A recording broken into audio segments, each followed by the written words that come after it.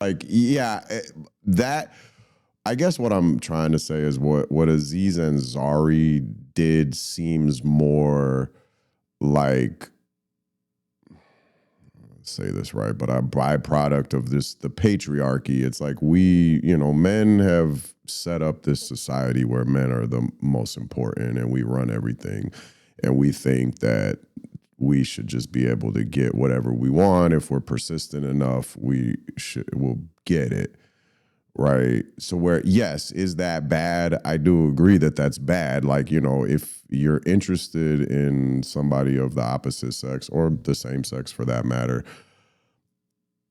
I mean, there is a little bit of pursuit involved, but it's like when the other person is pushing back, I think it's important to listen to them. Well, yeah.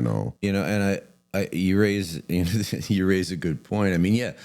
Even though we may be aware of the toxic consequences of a white supremacist patriarchal society, okay, if that's the standard, right, and that seems to be what everyone agrees on, what to do about it is where the argument is, right? Yeah. But some people want to preserve it.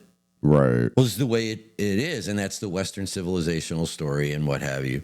And other people say, well, no, that's excluded all of us, right, from full participation in how the society is structured and all of that kind of stuff. But going back to the conversation, between McConaughey and I want to say his name is Chris Williamson, but anyway, that navigating that change, right? Well, yeah, all of this stuff used to be normal. Nobody said anything, at least in public. Now, you might have like the groups of like the women that are getting together for coffee and they're sitting there complaining about the way that men treat them all the time in public.